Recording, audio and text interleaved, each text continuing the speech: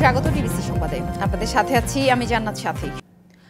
মাথায় জাতীয় পতাকা বেঁধে ন্যায় ভিত্তিক বাংলাদেশ গড়ার প্রত্যয়ে কেন্দ্রীয় শহীদ মিনারে মিলিত হচ্ছে তরুণ প্রজন্ম। বিকেলে মার্চ ফর ইউনিটির কর্মসূচি পালন করবে বৈষম্য বিরোধী ছাত্র আন্দোলন। এই আয়োজনে যোগ দিতে সকাল থেকে শহীদ মিনার প্রাঙ্গণে অবস্থান নিতে থাকেন শিক্ষার্থীরা। এর আগে বৈষম্য বিরোধী ছাত্র আন্দোলন ও জাতীয় নাগরিক কমিটির জুলাই বিপ্লবের ঘোষণাপত্র নিয়ে দুদিন ধরে দেশের রাজনৈতিক অঙ্গনে নানা আলোচনা হয়। এরই মধ্যে সোমবার হঠাৎ এই ঘোষণাপত্রের বিষয়টির দায়িত্ব নেয় সরকার। পরে প্রেক্ষাপট বিবেচনায় রাত 2:30টার দিকে রাজধানীর বাংলা মোটরে নিজেদের কার্যালয়ে সংবাদ সম্মেলন করে বৈষম্য বিরোধী ছাত্র আন্দোলন। সেখানে বলা হয়, মঙ্গলবার কেন্দ্রীয় শহীদ মিনারে মার্চ ফর ইউনিটি কর্মসূচি পালন করা হবে।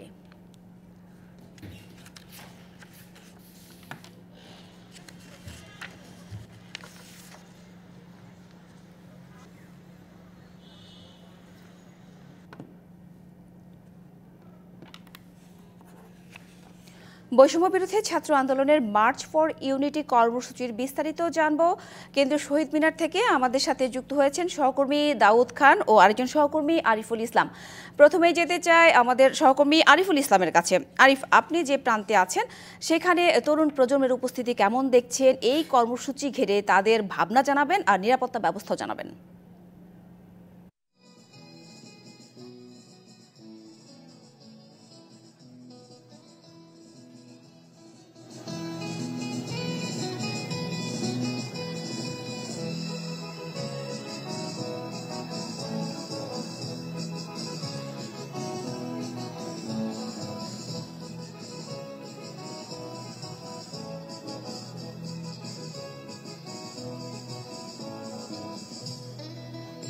সাথী, আমি এখন যে জায়গাটাতে দাঁড়িয়ে আছি সেটা হচ্ছে যে বৈষম্য বিরোধী ছাত্র আন্দোলনের যে কর্মসূচি আজকে, সেই কর্মসূচিতে অংশ যে সাধারণ শিক্ষার্থী রয়েছে তা কিন্তু নয়, তার পাশাপাশি গণ অভ্যুত্থানে বা জুলাই আগস্টে যারা শহীদ হয়েছেন তাদের পরিবার এসেছেন এখানে, এবং কি আহত যারা হয়েছেন তারাও এসেছেন এখানে।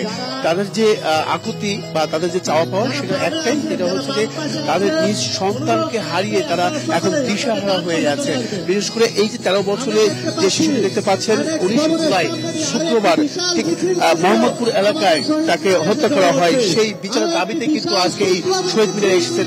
সেই মার কাছ থেকে, সেই শিশু সন্তান যে ইমন মিয়া, তার মার কাছ থেকে একটু জানতে চাইবো তার চাওয়াটা কি। আপনার চাওয়াটা কি? আজকে এখানে এসেছেন, চাওয়াটা কি? আমার আজকে চাওয়াটা হলো গিয়ে আমাদের সন্তানদের মতো যারা রক্ত দিয়ে দেশ স্বাধীন করেছে তাদেরকে যেন রাষ্ট্রীয় মর্যাদা দেওয়া হয়, এবং এবং মুক্তিযুদ্ধের পাশাপাশি আমাদের সন্তানেরা যেন মুক্তিযুদ্ধের তালিকা দেওয়া হয়। আর দ্বিতীয়ত বিচার সর্বোচ্চ আদালতে তাদের দৃষ্টি যেমন বলতেছি, তাদের জন্য বিচার হয়, ফাঁসি দেওয়া হয়। সাথে মূলত হচ্ছে এই ইমন মিয়া, তার ভবিষ্যৎ পাশাপাশি তার পুরো ভবিষ্যৎ, তার পরিবারের ভবিষ্যৎটাও কিন্তু ধ্বংস করে দেওয়া হয়েছে। এর পাশাপাশি 5ই আগস্ট পুলিশের গুলিতে শহীদ হয়েছেন মিরাজ হোসেন, তার বাবাও কিন্তু এখানে এসেছেন। একটু জানতে চাই, আপনি ছোট করে বলবেন যে যারা গুলি করেছে, যাদের কারণে আপনি সন্তান হারা, তাদের বিষয়ে কি বিচারের দাবি করছেন? আজকে এই অনুষ্ঠানে এই বার্তাতে আপনাদের মাধ্যমে দেশবাসী জানাতে চাই, আমার ছেলে মিরাজ হোসেনকে যাত্রাবাড়ি থানার পুলিশ যেভাবে নির্মমভাবে পাখির মতন গুলি করেছে, আমরা আজকে বিচার জন্য আসছি। আমরা রায়টা তো বিচার তো দেখতে পাবো, যাতে রায়টা আমরা শুনতে পারি, আমাদের তৃপ্তিরা যাতে পাই, আগামীতে সুন্দর একটা রাষ্ট্র চাই। অসংখ্য ধন্যবাদ। সাথে শুনছিলেন, শুধু তারাও নয়, এবং কি আরেকটি বিষয় জানিয়ে রাখি যে দেশের বিভিন্ন প্রান্ত থেকে বৈষম্য বিরোধী ছাত্র আন্দোলনের যে সাধারণ শিক্ষার্থীরা তারা একে একে কিন্তু এই জমায়েত হচ্ছেন এই সমাবেশ স্থলে। আশা করা যাচ্ছে যে পরবর্তী সংবাদে যে বক্তব্য রাখবেন বৈষম্য বিরোধী ছাত্র আন্দোলন, সেই বক্তব্য উঠে আসবে আগামী দেশ কিভাবে নির্মাণ হবে, বিনির্মাণ হবে, বা দেশ গড়ার কাজে কতটুকু সহায়তা ভূমিকা পালন করবে। তো এই ছিল এখান থেকে সবশেষ। সাথে নিশ্চয় আরিফ, আপনার সঙ্গে আবারও যুক্ত হব। এবার যেতে চাই আরেক সহকর্মী দাউদ খানের কাছে। দাউদ, আমাদের আরেক সহকর্মী যেমনটা যাচ্ছিলেন যে ইতিমধ্যেই ব্যাপক মানুষের উপস্থিতি, যদিও মার্চ ফর ইউনিটি কর্মসূচি কিন্তু শুরু হতে এখনো ঘণ্টাখানিক বাকি। তো সেখানকার মানুষের ভাবনা জানাচ্ছিলেন। আপনি যেখানে আছেন সেখানে তরুণ প্রজন্মের ভাবনা যদি জানাতেন এই কর্মসূচি ঘিরে।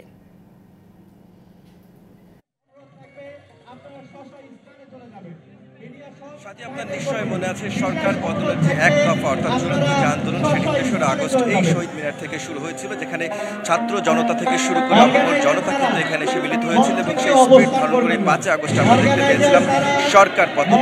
সেই স্পিরিটকে ধারণা করে কিন্তু আজকে মার্চ ফর ইউনিটি কর্মসূচিতে যারা বিপ্লব ধারণ করেন এবং যারা বৈষম্যবিরোধী ছাত্র আন্দোলনের সাথে সেই সময় অংশগ্রহণ করেছিলেন, তারা সকলেই কিন্তু এই মার্চ ফর ইউনিটিকে মনে ধারণ করে তারা আবারও সমবেত হয়েছিল এই শহীদ মিনার চত্বরে। আমরা দেখতে পেয়েছি সকাল থেকেই আসলে রাজধানীর বিভিন্ন স্থান থেকে যারা শিক্ষার্থীরা রয়েছেন তারা এই শহীদ মিনার চত্বরের দিকে আসতে শুরু করেন এবং একই সাথে দেশের উত্তরাঞ্চল থেকে শুরু করে প্রায় প্রতিটি জেলা থেকে ভাস্ট যোগে যারা শিক্ষার্থীরা রয়েছেন তারা সকলেই কিন্তু এই শহীদ মিনার চত্বরে এসে সমবেত হচ্ছেন। আমরা দেখতে পাচ্ছি বারবারই কিন্তু খণ্ড খণ্ড মিছিল সহকারী শিক্ষার্থীরা এখানে আসছেন এবং বৈষম্যবিরোধী ছাত্র আন্দোলনের পক্ষ থেকে বলা হচ্ছে শুধু শিক্ষার্থী নয়, ছাত্র জনতার একাকার হয়ে যাবেন এই যে আজকের যে বিশাল একটি সমাবেশ তারা করবেন এবং এই সমাবেশ থেকেই তাদের যে ঘোষণাপত্রের কথাটি বারবারই এসেছেন, যেটি আসলে রাষ্ট্রীয়ভাবে দেওয়ার কথা হয়েছে, তারা বলছেন যে সেই ঘোষণাপত্রে কি কি থাকছে সেই বিষয়টি কিন্তু বৈষম্যবিরোধী ছাত্র আন্দোলন এবং একই সাথে নাগরিক কমিটি যারা নেতৃবৃন্দ রয়েছেন তারা এখানে আসলে স্পষ্ট করবেন এবং সেই ঘোষণাপত্রে কি কি থাকছেন সেই বিষয়টিও কিন্তু সাধারণ মানুষ এবং পুরো দেশবাসীর কাছে তারা আসলে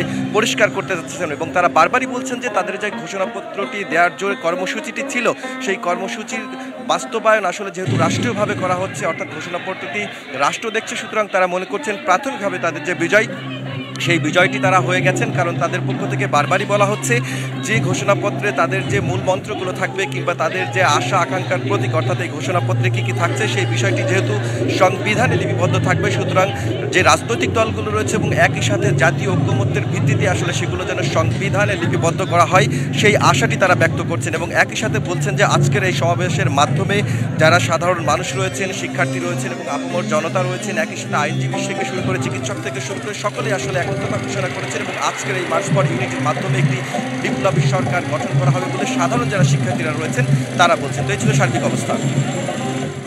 ধন্যবাদ দাউদ।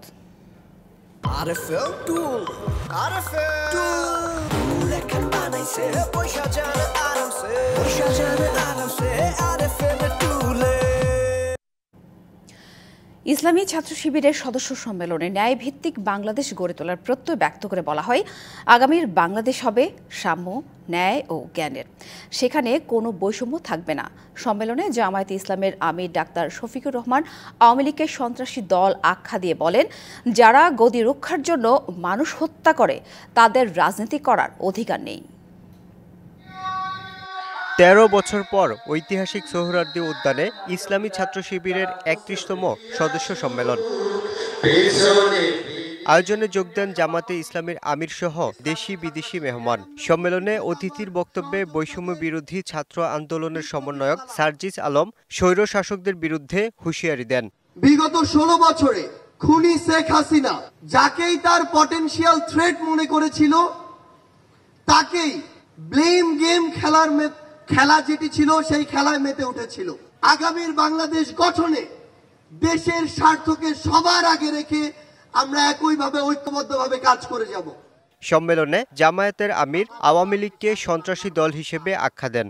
এই বাংলার মাটিতেই দেখতে চাই একজন অপরাধীও যেন এখান থেকে বাঁচতে না পারে, তা আমরা দেখতে চাই। তাতে সময় যা লাগুক দেখে বিচার করতেই হবে। নিজের দেশের মানুষকে হত্যা করে গদি রক্ষার জন্য তারা কখনো রাজনৈতিক দল হতে পারে না, তারা একটি সন্ত্রাসী দল। ছাত্র শিবিরের সম্মেলনে সব বৈষম্য দূর করে ন্যায়ভিত্তিক বাংলাদেশ গড়ার প্রত্যয় ঘোষণা করা হয়। বিভ্রান্তি সৃষ্টি হয়। Yusuf Rana, DBC news, Dhaka. নতুন বছরে বাংলাদেশে একটি রূপান্তরমূলক অধ্যায়ের সূচনা করতে সবার প্রতি আহ্বান জানিয়েছেন বিএনপির ভারপ্রাপ্ত চেয়ারম্যান তারেক রহমান। সামাজিক যোগাযোগ মাধ্যমে দেয়া শুভেচ্ছা বার্তায় জনগণের প্রতি এই আহ্বান জানান তিনি। দেশবাসীকে দেয়া এই বার্তায় গণতন্ত্রের অগ্রযাত্রায় নতুন বাংলাদেশ বিনির্মাণে সবাইকে সমতা, মর্যাদা ও ন্যায়ের প্রচেষ্টা অব্যাহত রাখার আহ্বান জানান তারেক রহমান। গণতন্ত্র পুনরুদ্ধার ও সুসংহতের পাশাপাশি অর্থনীতি ও রাজনৈতিক উন্নয়নে সবার ঐক্যবদ্ধ অংশগ্রহণ নিশ্চিতের বার্তাও দেন বিএনপির ভারপ্রাপ্ত চেয়ারম্যান। 31st নাইটে ঢাকায় আতশবাজি ও ফানুস উড়ানোর বিষয়ে কঠোর অবস্থানে পুলিশ ও পরিবেশ মন্ত্রণালয়। আইন অমান্য করলে জেল জরিমানার কথা বলছে ডিএমপি। অন্যদিকে পরিবেশ উপদেষ্টা এসব নিরুৎসাহিত করতে সন্ধ্যার পর থেকে ভ্রাম্যমাণ আদালত চলবে বলে হুঁশিয়ারি দেন। সকালে আলাদা দুটি অনুষ্ঠানে এমন বিধিনিষেধের কথা জানান তারা। এবার ভিন্ন প্রেক্ষাপটে 2025 সাল বরণ করা হচ্ছে। 31st নাইট ও বর্ষবরণ উদযাপন উপলক্ষে বিশেষ নিরাপত্তা ব্যবস্থা নিয়েছে ঢাকা মেট্রোপলিটন পুলিশ। মঙ্গলবার সকালে ডিএমপির মিডিয়া সেন্টারে সংবাদ সম্মেলনে 11 দফার নির্দেশনা জানায় ডিএমপি। আসে নতুন কিছু বিধিনিষেধও। ঢাকা মহানগর এলাকায় যে কোনো ধরনের আতশবাজি, পটকা ফোটানো ও ফানুস উড়ানো নিষিদ্ধের কথা জানায় ডিএমপি। বিগত দিনসমূহের অভিজ্ঞতায় আতশবাজি ফুটে খুবই উচ্চ বেপরোয়াভাবে, তারপর পটকা ফুটে উচ্চ স্বরে বিভিন্ন সাউন্ড যেগুলো সৃষ্টি করে থাকে শব্দ উৎপাদনকারী যন্ত্র থেকে সামাজিক সাংস্কৃতিক কর্মকাণ্ডে হয়ে থাকে এগুলো। তো এই বিষয়গুলোকে আমরা যথাযথভাবে নিয়ন্ত্রণ করব। ডিএমপি জানায় 31শে ডিসেম্বর সন্ধ্যা থেকে পরের দিন সকাল 8টা পর্যন্ত ঢাকা মহানগরীর সব বার বন্ধ থাকবে। অভিজাত এলাকায় বিশেষ চেকপোস্ট বসানোর পাশাপাশি সীমিত থাকবে জনসাধারণের চলাচল। আরো 3000 ফোর্স আজকের জন্য আমরা ডিপ্লয় করেছি। এর সাথে পরিবেশ অধিদপ্তরের ম্যাজিস্ট্রেটরা থাকবে। যদি কোনো ওই যে কোর্ট করে বা ইয়া করে আমাদের ওই অ্যাভেলেবল যে পুলিশ থাকবে তারা তাদেরকে সহায়তা করবে। ঢাকা বিশ্ববিদ্যালয় এলাকায় রাত 8টার পর বহিরাগতদের প্রবেশ নিষিদ্ধ করা হয়েছে। 21 পয়েন্টে থাকবে চেকপোস্ট। এই শব্দের সৃষ্টি করে একটা বিভীষিকাময় আবহাওয়ার সৃষ্টি করেন। এই সকল কর্মকাণ্ড থেকে রক্ষা পাওয়ার জন্য পুলিশ বা পরিবেশ মন্ত্রণালয় যথেষ্ট নয়, সারা শহরে নয়, আপনি একটি নির্দিষ্ট স্থানে এই কাজটি করবেন। এদিকে আলাদা এক অনুষ্ঠানে ইংরেজি নববর্ষ উপলক্ষে 31st উদযাপনে সরকারের কয়েকটি সিদ্ধান্তের কথা জানান পানি সম্পদ ও পরিবেশ, বন ও জলবায়ু পরিবর্তন মন্ত্রণালয়ের উপদেষ্টা। আজকে সন্ধ্যার পর থেকে পরিবেশ অধিদপ্তর তার মোবাইল কোর্ট পরিচালনা করবে। আমাদেরকে এই সমস্যার একটা দীর্ঘস্থায়ী সমাধান আসলে খুঁজতে হবে, সেটা আমরা খুঁজব। রাজধানীতে অপর এক আলোচনা সভায় প্রকৃতিতে স্বাভাবিকতা বজায় রাখতে পরিবেশ দূষণ থেকে বিরত থাকার আহ্বান জানান ঢাকা বিশ্ববিদ্যালয়ের উপাচার্য অধ্যাপক doctor Niaz Ahmed Khan. Farhana Juthi, DBC news, Dhaka. 31st night যেন উৎসবের আড়ালে পরিবেশ দূষণে ভয়াবহ চিত্র। আতশবাজি আর ফানুসের ভয়াবহ শব্দ ও বায়ু দূষণ তৈরি হয় রাজধানীতে। এতে অনেক মানুষ অসুস্থ হওয়ার পাশাপাশি পাখিসহ নানা প্রাণীর হয় মর্মান্তিক মৃত্যু। পরিবেশবিদরা বলছেন 31st নাইটের এই দূষণ বাড়ে প্রায় 50% পর্যন্ত। আর প্রাণীবিদদের তথ্য, আতশবাজির বিকট আওয়াজ সহ্য করার ক্ষমতা নেই বহু প্রাণীর। পরিবেশ অধিদপ্তর বলছে আইন থাকলেও এই বিষয়ে তার চেয়েও বেশি সচেতন হতে হবে সবাইকে। 31st নাইটের আতশবাজি, পটকার এমন বিকট শব্দ আর আলোর ঝলকানি চলে দেশ জুড়ে। বিশ্বের সাথে তাল মিলিয়ে সবাই মাতোয়ারা থাকেন উৎসবে। কিন্তু এই উৎসবের আড়ালে ঘটে যায় ভয়াবহ ঘটনা। ফানুস, আতশবাজির কারণে পরিবেশের দূষণ ঘটে প্রায় 50% পর্যন্ত। বাড়ে শব্দ দূষণও।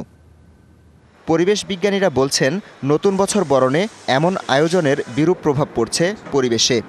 বারুদের গন্ধ যুদ্ধ অবস্থার মতো তৈরি করে এবং একদিকে যেরকম মানব শিশুরা আতঙ্কিত হয়, বয়স্ক মানুষের হার্টবিট বেড়ে যায়, হার্ট অ্যাটাকের খবর পর্যন্ত পাওয়া যায়, গর্ভবতী মহিলারা অস্বস্তিতে পড়ে, রোগী যারা আছে, চিকিৎসাধীন যারা আছে, অসুস্থ যারা আছে, তারা বিভীষিকাময় কয়েক ঘন্টা অতিক্রান্ত করে। প্রাণীবিজ্ঞানীরা বলছেন মানুষের অসুস্থতার পাশাপাশি পাখিসহ নানা ছোট প্রাণীর মৃত্যুর কারণ এমন উৎসব। অতিমাত্রায় শব্দ হওয়ার কারণে অনেক পাখি তখন দিক বিদিক ছোটাছুটি শুরু করে দেয়। বিশেষ করে বড় পাখিগুলো, কাক যেমন, চিল, এবং ছোটাছুটি করতে দিয়ে ওই ফানুস দিয়ে আঘাতপ্রাপ্ত হয়, তারা আতশবাজি দিয়ে আঘাতপ্রাপ্ত হয়। অনেক সময় আমরা দেখেছি মারাও যায়, পুড়ে যায়। এবং ছোট পাখি যারা, সেই ছোট পাখিগুলো তো অত শব্দ এদের গ্রহণ করা, রিসিভ করার মতো ক্ষমতা নাই। আমরা ওদেরকে মেরে ফেলছি, হ্যাঁ, আমাদের আনন্দ করতে গিয়ে। পরিবেশ অধিদপ্তর বলছে আইন থাকলেও এই বিষয়ে সচেতনতাই জরুরি। তবে আতশবাজি ও পটকা বিক্রি নিয়ন্ত্রণ দরকার। আতশবাজি, পটকা ফোটানোর ফলে বায়ু দূষণ, শব্দ দূষণ হয়, যা মানব স্বাস্থ্য এবং আমাদের জীববৈচিত্র্যের জন্য ক্ষতিকর। এগুলো থেকে যেন সবাই বিরত থাকে। পুলিশ এখন আতশবাজি, পটকা এগুলো ধরছে। এটা আরো ব্যাপকভাবে ধরতে হবে। যে যা বাড়িতে ছাদের উপরে যেন না করে, বাড়ির যারা মালিক তারা সচেতন হতে হবে। এদিকে 31st নাইট উদযাপন নিয়ে এরই মধ্যে সামাজিক যোগাযোগ মাধ্যম সহ নানাভাবে সচেতনতা কার্যক্রম চালাচ্ছেন অনেকেই। উদযাপন যেন ক্ষতির কারণ না হয় সেদিকেই নজর সবার। DBC news desk. দেখবেন জুলাই আগস্ট গণ অভ্যুত্থানে শহীদদের পরিবারের চিত্র নিয়ে বিশেষ প্রতিবেদন জুলাই ক্ষত নিবেদন করেছে এক্সপো গ্রুপ। ছাত্র জনতার আন্দোলনের সময় সিরাজগঞ্জের এনায়েতপুরে গুলিতে নিহত হন মাদ্রাসা ছাত্র সিয়াম হোসেন। পরিবারের ছোট সন্তানকে হারিয়ে পাগল প্রায় বাবা মা। বাড়ি জুড়ে যেন শূন্যতা, অনিশ্চিত ভবিষ্যতে সিয়ামের পুরো পরিবার।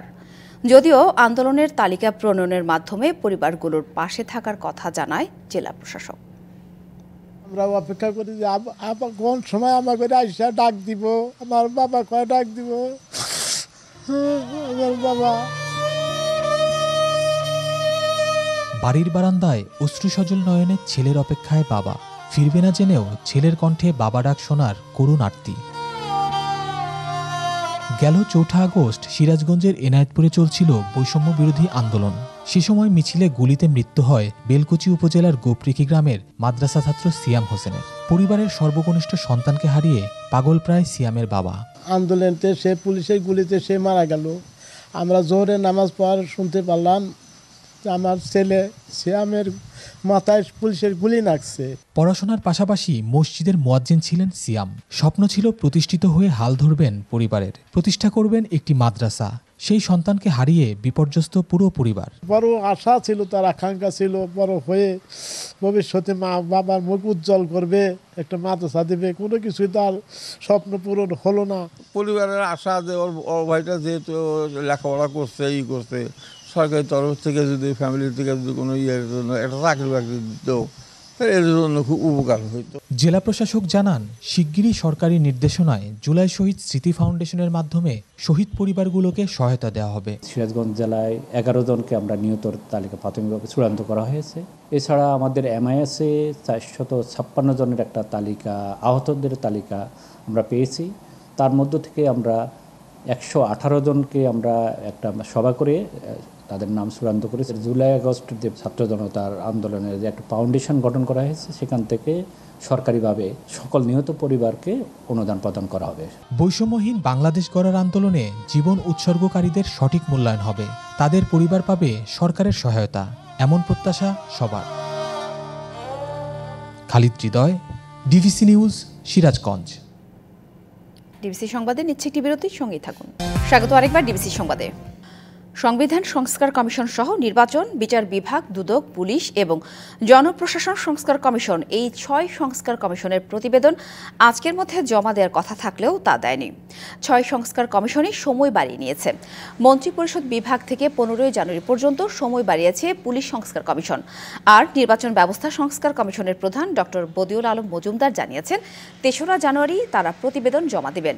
দুদক সংস্কার কমিশনের প্রধান ডক্টর ইফতেখারুজ্জামান জানান 7 জানুয়ারির মধ্যে প্রধান উপদেষ্টার কাছে প্রতিবেদন জমা দেওয়া হবে। নির্বাচন কমিশন থেকে এখনো পর্যন্ত নির্বাচনের সময় ঠিক করা হয়নি। তবে বিভিন্ন সংস্কার কমিশনের রিপোর্ট হাতে পেলেই ধারণা করা যাবে নির্বাচন কবে হবে।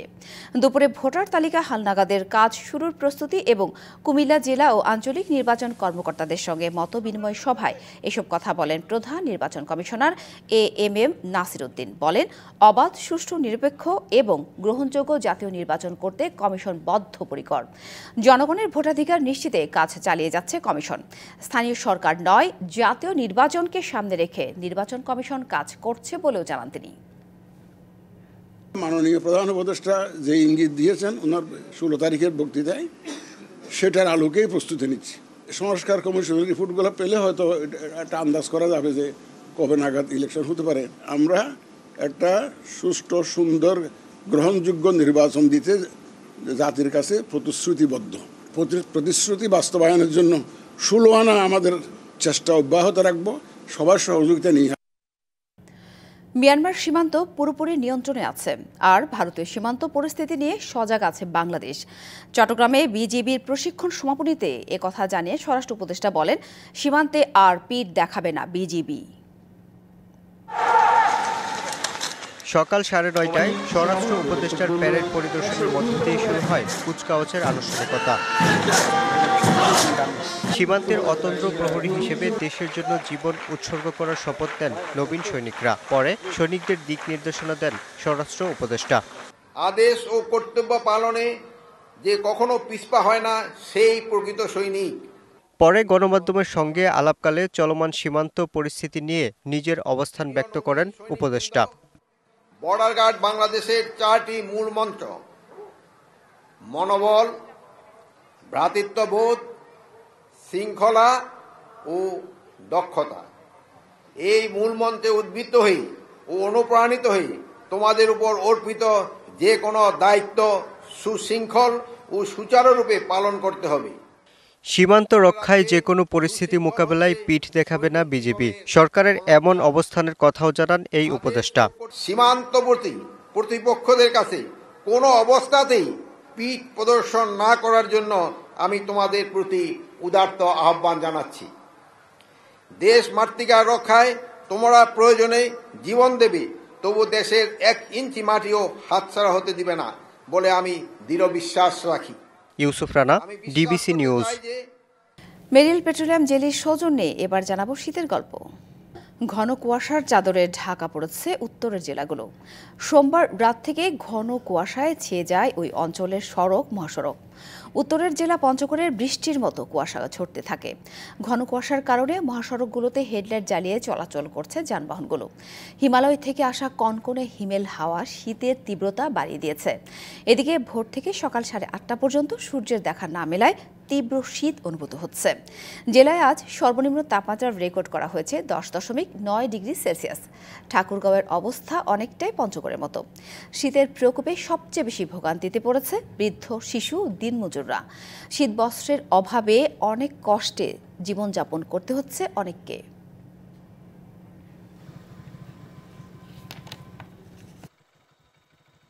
শীতের জন্য বাইরে যাচ্ছে না, সারা রাত ভালো, সকালবেলা খুব কুয়াশা, খাওয়া যাচ্ছে না, কাজকাম করা যাচ্ছে না, খাওয়া দাওয়ার খুব কষ্ট। ঠান্ডার জন্য লোকজন বের হইতে পারতেছি না। এই আবহাওয়া নিয়ে আমরা বসে আছি রাত থেকে। গাড়ি চালাইতে কঠিন কষ্ট হয়, এত শীত, এটা বলার বাইরে। আমার দিন আনে দিনে খাওয়া লাগে, কিন্তু কাজ কাম করা যায় না, কি করব। সংবাদ এই ছিল এখনকার মতো। ডিবিসি নিউজের সংবাদগুলো পড়তে ভিজিট করুন dbcnews.tv আর ভিজিট করুন ডিবিসি নিউজের ফেসবুক পেজ এবং ইউটিউব চ্যানেল। ডিবিসির সঙ্গেই থাকুন।